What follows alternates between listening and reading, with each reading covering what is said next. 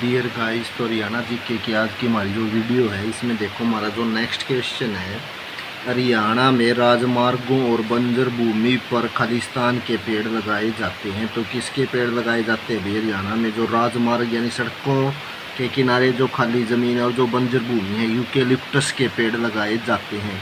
तो यूकेलिप्टस भाई क्या है? शायद साइंस का वर्ड है तो इसे यूकेलिप्टस बोलते हैं, लेकिन अगर हम देसी भाषा में कहें तो इसे क्या भाई? सफ़ेदा बोलते हैं। क्या बोलते हैं? सफ़ेदा। नेक्स्ट हमारा क्वेश्चन देखो। हरियाणा में धमाल नृत्य का प्रदर्शन खालिस्तान किया जाता है। तो हरियाणा में धमाल नृत्य का प्रदर्शन कब किया जाता है भाई? फसल की कटाई के ठीक पहले धमाल नृत्य किया जाता है, यानी जब फसल पक कर तैयार हो जाती है तो चांदनी रात में क्या भाई? ये धमाल नृत्य किया जाता है।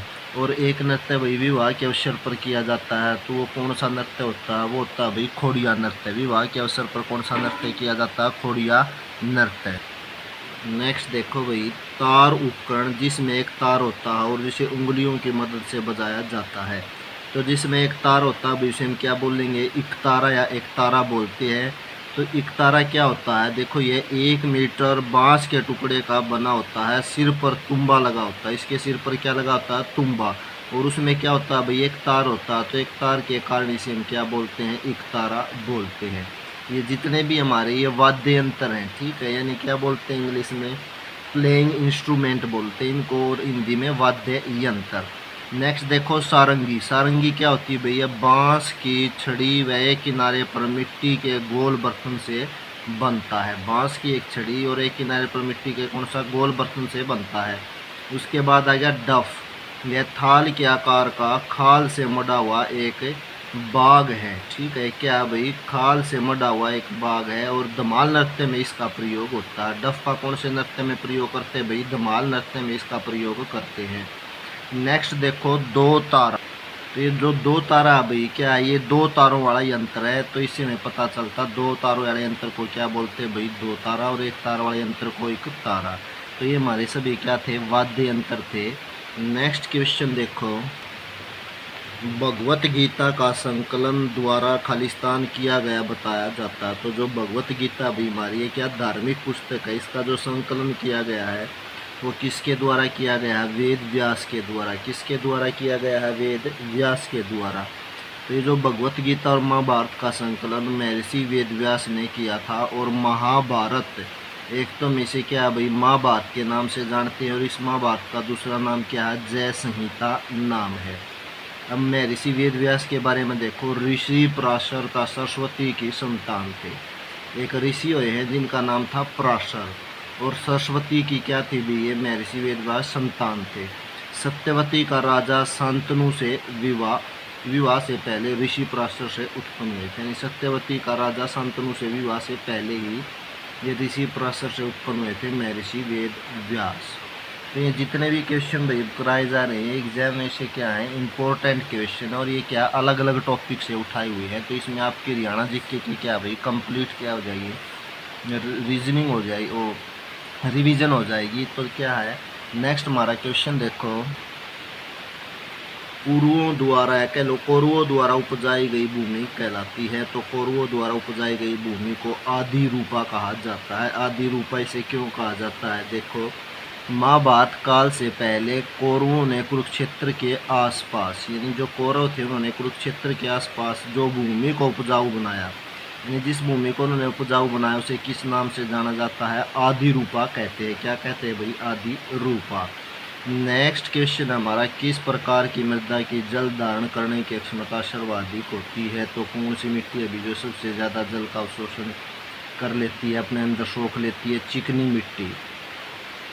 ये देखो भाई चिकनी मिट्टी की जल धारण करने की क्षमता सर्वाधिक होती है, ठीक है। क्यों होती है? क्योंकि हमने देखा है अगर हम रेतीली मिट्टी में पानी देंगे तो क्या हो? यानी जल्दी क्या हो? सूख जाती है। लेकिन जो चिकनी मिट्टी है अगर हम उसमें पानी देते हैं तो क्या वो अपने अंदर पानी को सोख लेती है, जिससे क्या वो चिकनी मिट्टी वाली मृदा हम खेती करते हैं तो हम देखते हैं कि बहुत ज़्यादा दिनों में क्या वो ज़मीन क्या है, यानी बुआई के लिए तैयार होती है। तो इसलिए चिकनी मृदा में जल धारण करने की क्षमता सबसे अधिक है। नेक्स्ट देखो, उसके बाद अभी रेतीली मृदा। यह मृदा हरियाणा और राजस्थान की सीमा के पास पाई जाती है। तो कहाँ पर पाई जाती है? हरियाणा और राजस्थान का जो बॉर्डर है, जो सीमा उसके पास पाई जाती है। इसका रंग हल्का भूरा होता है। कैसा होता है भाई? इसका रंग हल्का भूरा। उसके बाद दूसरी जो मिट्टी है वो है दोमट मृदा। यह मृदा हरियाणा के सिरसा जिले में पाई जाती है। दोमट कहाँ पाई जाती है भाई? सिरसा जिले में पाई जाती है। और घग्गर नदी के आसपास के क्षेत्र में, जो घग्गर नदी है भी सिरसा से होकर जाती है, तो इसके आसपास के क्षेत्रों में क्या है? दोमट मृदा पाई जाती है। नेक्स्ट है सितारा स्मारक खालिस्तान की समाधि है। तो सितारा स्मारक भाई ताराचंद जी महाराज की समाधि है। और ये जो समाधि है ये कहाँ पर है? यह समाधि भिवानी जिले में है। कहाँ पर है? भिवानी जिले में ताराचंद जी महाराज की सितारा स्मारक समाधि है। नेक्स्ट हमारा क्वेश्चन आ गया, हरियाणा को खालिस्तान कहा जाता है। तो हरियाणा को क्या कहा जाता है भाई? हरियाणा को भारत की गेहूं की टोकरी कहा जाता है। तो क्वेश्चन इस तरीके से भी पूछा जा सकता है कि भारत की गेहूं की टोकरी किसे कहा जाता है? तो ऑप्शन में अगर हरियाणा तो हम किसे हरियाणा को टिक करेंगे। तो हरियाणा क्या है भाई? भारत की गेहूं की टोकरी। और देखो मंदिरों की भूमि, जो मंदिरों की भूमि है किसे कहा जाता है? उत्तराखंड को मंदिरों की भूमि कहा जाता है। उसके बाद है देवी भवानी अम्बा का मंदिर खालिस्तान जिले में है। तो देवी भवानी अम्बा का मंदिर भाई अम्बाड़ा जिले में है। ठीक है, ऐसे अम्बा देवी होगी और ऐसे अम्बाड़ा। तो अम्बा देवी का मंदिर कहाँ पर है? अम्बाड़ा में। उसके बाद देखो भाई रोहतक में क्या है? गौकर्ण तालाब। अगर गौकर्ण तालाब पूछा जाए तो ये भाई रोहतक में शीतला माता का मंदिर, एकलव्य मंदिर और खानसा। ये कहाँ पर है? गुरुग्राम में है। गौरी शंकर मंदिर, देवसर का मंदिर, ये कहाँ पर है भाई? भिवानी में। कौन कौन से भिवानी में? गौरी शंकर मंदिर और देवसर का मंदिर भिवानी में है। नेक्स्ट क्वेश्चन देखो, हरियाणा के राज्यपाल की नियुक्ति खालिस्तान द्वारा होती है। भाई हरियाणा का या कौन से भी राज्य का राज्यपाल हो तो उसकी नियुक्ति राष्ट्रपति के द्वारा की जाती है। किसके द्वारा की जाती है? राष्ट्रपति के द्वारा राज्यों के राज्यपाल की नियुक्ति की जाती है। अगर हम देखें मुख्यमंत्री, तो मुख्यमंत्री की नियुक्ति कौन करता है भाई? मुख्यमंत्री की नियुक्ति किसके द्वारा की जाती है? राज्यपाल के द्वारा की जाती है। और राज्यपाल उसे मुख्यमंत्री नियुक्त करेगा जिस दल को क्या है भाई? बहुमत प्राप्त होगा। जिस दल को बहुमत प्राप्त होगा तो उस दल के नेता को क्या है? राज्यपाल का काम होता है मुख्यमंत्री पद की शपथ दिलाना। तो मुख्यमंत्री क्या है भाई? मुख्यमंत्री को क्या है? राज्यपाल नियुक्त करता है। और इसी प्रकार अगर हम सेंटर में देखें, सेंट्रल गवर्नमेंट में देखें यानी केंद्र सरकार में, तो सबसे ऊपर होता है भाई प्रधानमंत्री होता है। और फिर राष्ट्रपति होता है। संवैधानिक रूप से सबसे बड़ा राष्ट्रपति होता है। लेकिन प्रधानमंत्री क्या भाई? वो जो प्रधानमंत्री होता है उसकी नियुक्ति किसके द्वारा की जाती है? राष्ट्रपति के द्वारा प्रधानमंत्री की नियुक्ति की जाती है। यानी राष्ट्रपति प्रधानमंत्री को पद की शपथ दिलाता है और उस नेता को पद की शपथ दिलाएगा जिसे क्या है? बहुमत प्राप्त दल के नेता को। कौन? राष्ट्रपति प्रधानमंत्री पद की शपथ दिलाता है, नियुक्ति करता है। नेक्स्ट क्वेश्चन देखो हमारा, ये देखो भी हरियाणा का राज्य पक्षी है। तो ये जो क्वेश्चन है इसमें हरियाणा का राज्य पक्षी, पशु और फूल और चिन्ह सभी आएंगे। तो एक क्वेश्चन क्या है भाई? इंपॉर्टेंट है। तो देखो हरियाणा का राज्य पक्षी क्या है भाई? ब्लैक फ्रैंकोलिन है। क्या है? ब्लैक फ्रैंकोलिन हरियाणा का राज्य पक्षी है। एक दो बार एग्जाम में पहले भी आया। तो एग्जाम में क्या लिखा पाया गया है? ब्लैक फ्रैंकोलिन पाया गया है। तो ब्लैक फ्रैंकोलिन ये इंग्लिश का वर्ड है। अगर हिंदी में देखें तो हम क्या है भाई? ये काला तितर इसे कहते हैं। क्या कहते हैं? काला तितर। अगर ऑप्शन में है ब्लैक फ्रैंकोलिन नहीं है तो काला तितर क्या हमारा ऑप्शन होगा? तो राज्य पक्षी तो ब्लैक फ्रैंकोलिन या काला तितर हो गया। हरियाणा का राजकीय पशु क्या है भाई? काला हिरण या इंग्लिश में इसे ब्लैक बक कहते हैं। और हरियाणा का राजकीय फूल कौन सा भाई? कमल है। हरियाणा का राजकीय चिन्ह है अशोक चक्र के साथ कमल, उगता सूरज और गेहूं की बालियाँ। तो देखो अशोक चक्र के साथ साथ में क्या है? एक तो कमल का फूल और साथ में क्या? उगता हुआ सूरज दिखाई देगा और गेहूं की बालियाँ। ये हरियाणा का राजकीय चिन्ह है। हरियाणा का राजकीय खेल क्या है भाई? कुश्ती हरियाणा का राजकीय खेल। वैसे भी सभी को पता है कि देशों में देश हरियाणा, जहाँ दूध दही का खाना, और जहाँ दूध दही का खाना हुआ वहीं क्या भाई कुश्ती के क्या पाएंगे, प्लेयर पाएंगे। तो इस प्रकार हरियाणा का राज्य के खेल क्या हुआ, कुश्ती हो गया। नेक्स्ट क्वेश्चन देखो, शिवालिक की पहाड़ी खालिस्तान के ज़िले में स्थित है। तो शिवालिक की पहाड़ियाँ किस ज़िले में स्थित है भाई, शिवालिक की पहाड़ियाँ अम्बाड़ा ज़िले में स्थित हैं। ठीक है, तो ये कौन सी हैं भाई शिवालिक की पहाड़ियाँ। अगर देखें तो अम्बाड़ा, यमुनानगर और पंचकुला, इन तीनों ज़िलों में किसकी शिवालिक की पहाड़ियाँ स्थित है। नेक्स्ट देखो, साहिबी, साहिबी ये नदी है। तो साहिबी नदी का दूसरा नाम क्या था भाई, दृष्टद्वती भी कहा जाता है। अरुणा कह लो या मारकंडा नदी कह लो, तो क्या है ये एक ही नदी है। मारकंडा नदी का जो पुराना नाम है वो क्या है भाई, अरुणा नाम है। उसके बाद आई गग्गर नदी। यह नदी डोगशाही से निकलती है और हरियाणा में कालका में प्रवेश करती है। तो डोगशाही नामक स्थान से निकले है, जो क्या है एक जगह का नाम है। तो और हरियाणा में कौन से, कालका, कालका से हरियाणा में कालका से प्रवेश करती है।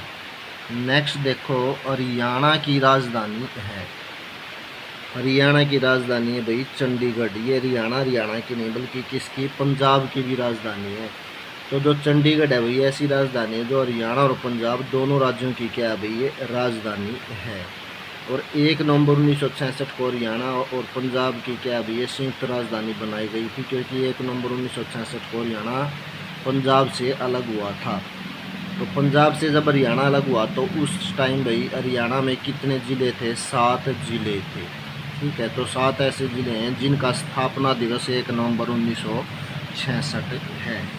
नेक्स्ट हमारा कि कवि मालदेव हरियाणा के खालिस्तान कवि थे। तो कवि मालदेव हरियाणा के कौन से भाई, हिंदी के कवि हुए, हिंदी के रूप में प्रसिद्ध है। उसके बाद आ गया हरियाणा के उर्दू कवि के रूप में अल्ताफ़ हुसैन अली थे। इन्होंने क्या है उर्दू में कविताएं लिखी हैं, लिखी तो इन्होंने हिंदी में भी है, लेकिन क्या उर्दू के रूप में अल्ताफ़ हुसैन अली क्या है फेमस या प्रसिद्ध है। नेक्स्ट हमारा क्वेश्चन है, पृथ्वीराज रासो खालिस्तान द्वारा लिखा गया है। तो पृथ्वीराज रासो भाई क्या है, ये एक रचना है। तो ये किसने लिखी है, ये लिखी है चंद्रबरदाई ने। किसने लिखी है, चंद्रबरदाई के द्वारा लिखी गई है।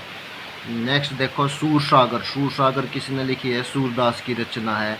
अल्ताफ़ हुसैन अली की है कि यादगारी ए हाली, ये किसकी है, अल्ताफ़ हुसैन हाली की। गीत गोविंद किसने लिखा है भाई, जयदेव ने।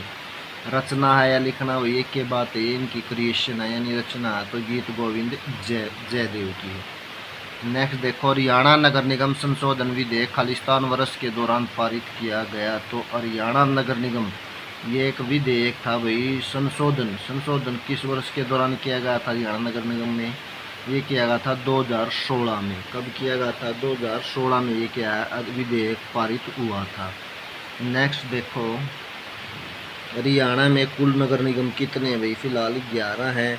सबसे पुराना नगर निगम फरीदाबाद है और सबसे छोटा निगम कौन सा भाई, पंचकुला है। नेक्स्ट क्वेश्चन, हरियाणा के किस जिले में सबसे कम वर्षा होती है। तो हरियाणा के सिरसा जिले में सबसे कम वर्षा होती है। और दक्षिणी भाग में है, सिरसा कहाँ पर है भाई, दक्षिण पश्चिमी भाग में है। तो दक्षिण पश्चिमी भाग में होने के कारण सिरसा में क्या सबसे कम वर्षा होती है। नेक्स्ट, हरियाणा के छछरौली में सबसे अधिक वर्षा होती है। तो हरियाणा का कौन सा स्थान है भाई, छछरौली, यहाँ पर सबसे ज़्यादा वर्षा होती है। और छछरौली को हरियाणा का चेरापूंजी कहा जाता है। क्या कहा जाता है, हरियाणा का चेरापूंजी, क्योंकि चेरापूंजी भारत की एक ऐसी जगह है जहाँ पर क्या सबसे ज़्यादा वर्षा होती है। तो हरियाणा में सबसे ज़्यादा छछरौली में होती है, तो इसकी तुलना चेरापूंजी से कर दी गई। तो इसलिए इसे क्या हरियाणा का चेरापूंजी भी कहते हैं। नेक्स्ट देखो, रबी की फसल खालिस्तान के अंत में बोई जाती है। रबी की फसल कब बोई जाती है भाई, ये अक्टूबर में बोई जाती है। अगर अक्टूबर नवंबर इकट्ठा हो तो अक्टूबर नवंबर हमारा ऑप्शन होगा। तो अक्टूबर में क्या रबी की फसल शुरू हो जाती है, क्योंकि अक्टूबर में हम सरसों बोना शुरू कर देते। तो इस प्रकार सरसों, गेहूँ, जौ और मटर ये क्या है, ये रबी की फसलें है। कौन सी फसलें भाई, गेहूं के साथ जो फसलें बोई जावे, गेहूं बोई जावे, चना, मटर, जौ और सरसों, ये रबी की फसलें। और अप्रैल माह में क्या इन्हें काटा जाता है। दूसरी होती है खरीफ की फसल। तो ये फसलें जो ये जुलाई में बोई जाती है और अक्टूबर नवंबर में काटी जाती हैं। ठीक है, तो खरीफ की फसलें कौन कौन सी हैं भाई, जो अब फिलहाल बोई हुई है, चावल हो गया, मक्का हो गया, बाजरा, कपास और गन्ना, ये कौन सी हैं खरीफ की फसलें। नेक्स्ट हमारा क्वेश्चन है, हरियाणा खालिस्तान के बीच स्थित है। तो हरियाणा किसके बीच स्थित है भाई? हरियाणा 27 डिग्री 37 से 30 डिग्री 35 उत्तरी अक्षांश के बीच स्थित है। अगर उत्तरी अक्षांश की बात करें तो 27 डिग्री 37 से 30 डिग्री 35 उत्तरी अक्षांश के बीच स्थित है। ये उत्तरी अक्षांश के बीच किसकी क्या भी हरियाणा की स्थिति है। नेक्स्ट क्वेश्चन देखो, अगर पूर्वी देशांतर की बात की जाए तो हरियाणा की वो क्या स्थिति है भाई? 34 डिग्री 28 से 77 डिग्री 36 पूर्वी देशांतर के बीच स्थित है। उसके बाद नेक्स्ट क्वेश्चन, हरियाणा खालिस्तान शुरू करने वाला पहला राज्य है। तो इनमें देखें हमने उपग्रह, किसान, बजट और महिला पुलिस स्वयं सेवक। तो महिला पुलिस स्वयं सेवक की शुरुआत करने वाला हरियाणा क्या है भाई? पहला राज्य है। नेक्स्ट है, बहादुरगढ़ का पुराना नाम क्या है? तो बहादुरगढ़ का पुराना नाम हमें बता भी क्या है? सराफाबाद है। सराफाबाद किसका पुराना नाम है? बहादुरगढ़ का। नेक्स्ट देखो, कुछ और दिए हुए हैं पुराने नाम। जींद का पुराना नाम क्या है भाई? जयंतपुरी। क्या नाम है? जयंतपुरी है जींद का पुराना नाम। और अग्रोहा का अग्रोदक क्या है? नाम है। पुराने नाम दिए हैं। उसके बाद हरियाणा खाद्य एवं ग्राम उद्योग बोर्ड की स्थापना किस वर्ष हुई? तो हरियाणा खाद्य एवं ग्राम उद्योग बोर्ड की स्थापना वर्ष 1969 में हुई। कब हुई? वर्ष 1969 में, यानी 69 में। और उसके बाद देखो भाई 1969 में और किसकी स्थापना हुई है? हरियाणा में पशु कल्याण बोर्ड। तो हरियाणा में पशु कल्याण बोर्ड और खाद्य एवं ग्रामोद्योग बोर्ड की स्थापना, इन दोनों की स्थापना 1969 में हुई है। और 1970 में हरियाणा क्या है? ऐसा राज्य बन गया था जहाँ पर क्या है? सभी गांव में बिजली पहुँचा दी गई थी। तो हरियाणा ही ऐसा पहला राज्य बना था कि जहाँ पर क्या सभी गाँव में बिजली पहुँचा दी गई थी। और कब बना था? 1970 में। नेक्स्ट हमारा क्वेश्चन है, विश्व का सबसे छोटा और सबसे चौड़ा राष्ट्रीय राजमार्ग कहाँ पर बनेगा? तो विश्व का सबसे छोटा भी है, इसकी लंबाई क्या है? सबसे कम है। और चौड़ा सबसे ज़्यादा है। और राष्ट्रीय नेशनल हाईवे है। तो ये कहाँ पर बनेगा? ये बनेगा गुरुग्राम में बनेगा। क्या शायद बन भी गया हो, क्योंकि बुक पुरानी है। और इसकी जो लंबाई है भाई वो कितनी है? 4 से 5 किलोमीटर के लगभग है। कितनी है? 4 से 5 किलोमीटर के करीब है। नेक्स्ट है हमारा, हरियाणा के ख्वाब जहां अहमद अब्बास द्वारा निर्मित फिल्मों में यह शामिल नहीं है। तो ये जो ख्वाब जहां अहमद अब्बास है, इसने कुछ फिल्मों के क्या भाई निर्माण किया है, बनाई है। तो उनमें से कौन सी फिल्म नहीं है? तो उनमें से जो नीचा नगर है भाई, ये क्या है? ख्वाब जहां अहमद द्वारा निर्मित फिल्म नहीं है। बाकी ये जो तीनों बच गई, अनहोनी, मुन्ना और धरती के लाल, ये किसकी निर्मित फिल्में हैं? ख्वाब जहां अहमद अब्बास की।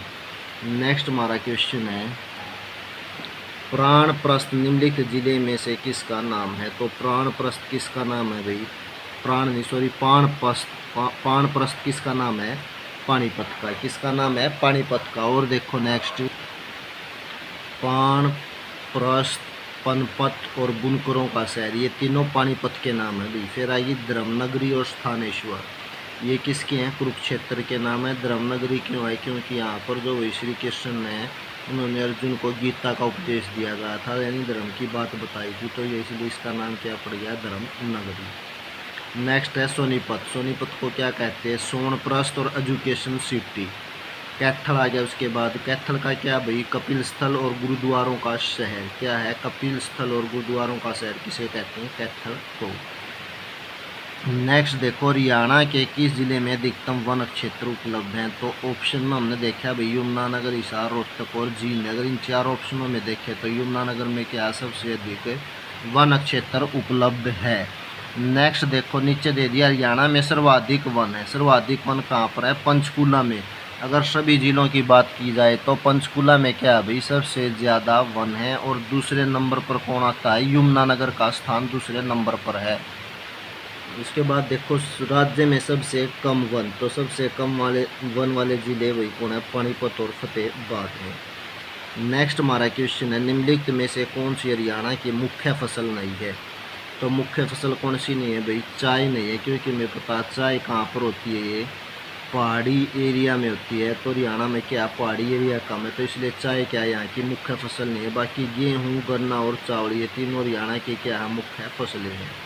तो हरियाणा में भी सबसे ज़्यादा गेहूँ का होता है सिरसा जिले में, सबसे ज़्यादा चावल करनाल, कुरुक्षेत्र और पानीपत, इन 3 जिलों में सबसे ज़्यादा चावल होते हैं। और करनाल को क्या भाई धान का कटोरा भी कहा जाता है। करनाल को किसके धान के कटोरे के नाम से भी जाना जाता है। सबसे ज़्यादा गन्ना यमुनानगर में होता है। नेक्स्ट क्वेश्चन देखो, पेवा का मेला हरियाणा के किस जिले में आयोजित होता है। तो यहाँ जिला पूछ लिया। पेवा कौन से जिले के अंतर्गत आता है, कुरुक्षेत्र के अंतर्गत आता है।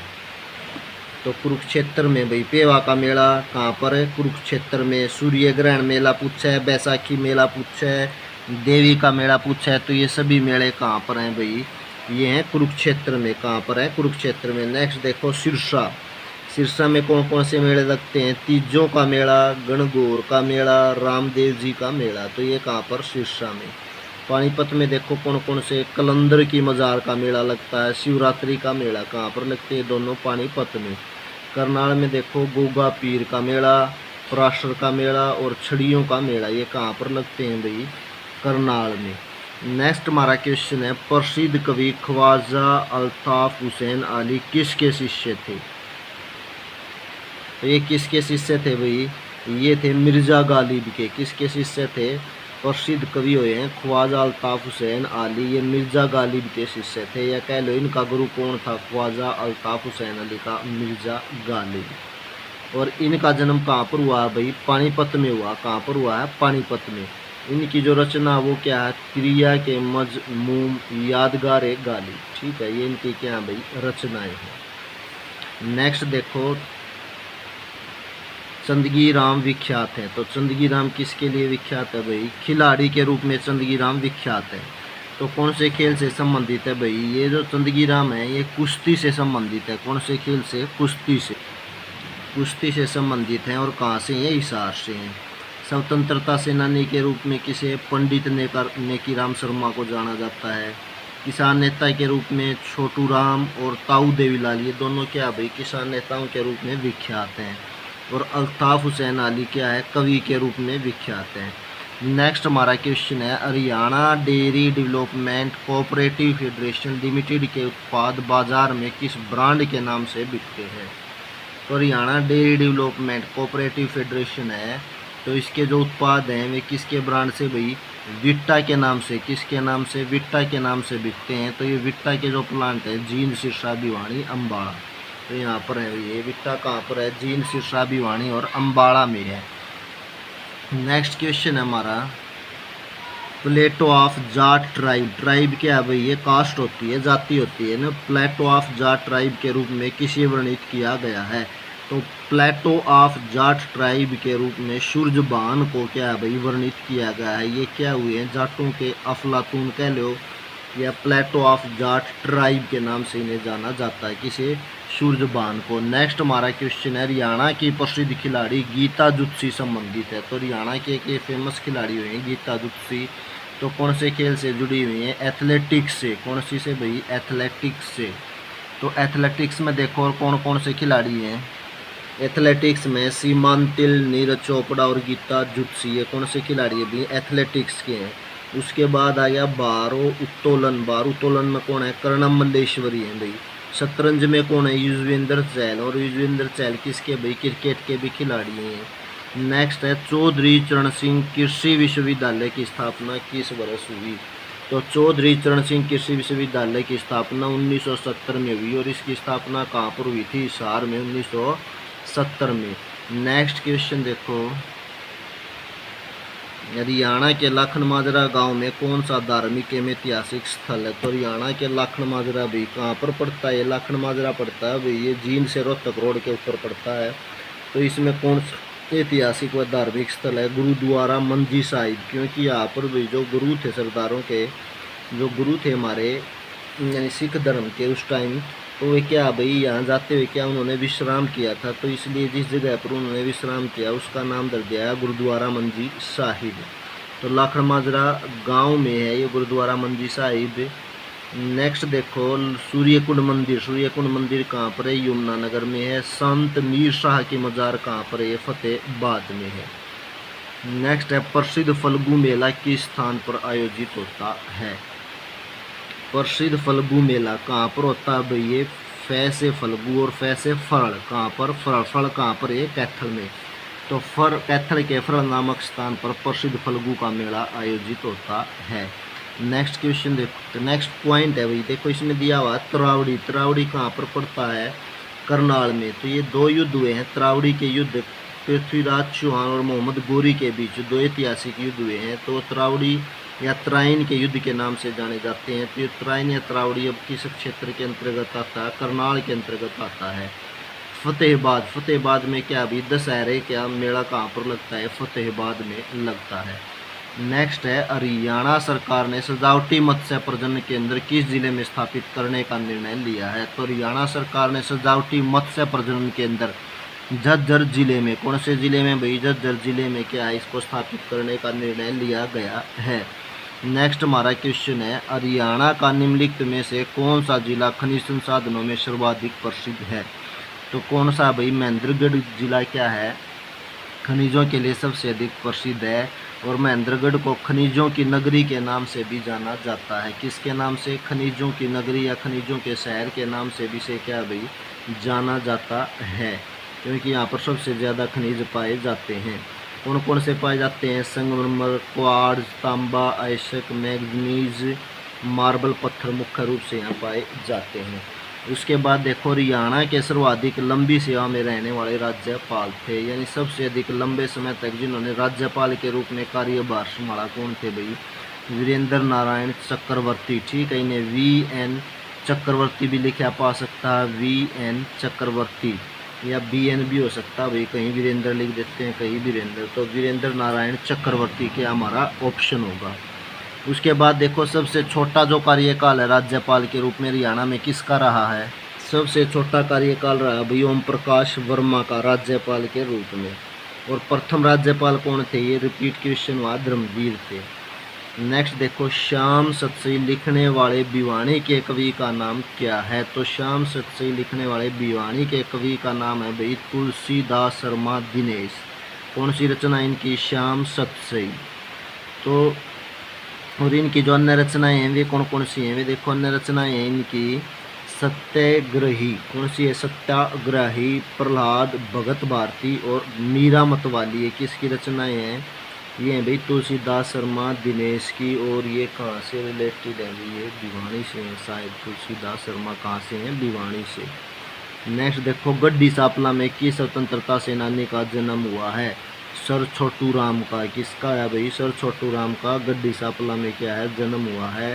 और ये जो सर छोटू राम का जन्म हुआ है उसको भी क्या छोटू राम नगरी के नाम से भी क्या, उसका नाम छोटू राम नगरी रख दिया गया है, या छोटू राम नगर के नाम से भी क्या जाना जाता है। और सर छोटू राम को भाखड़ा बांध का जन्मदाता किसे कहा जाता है? सर छोटू राम को।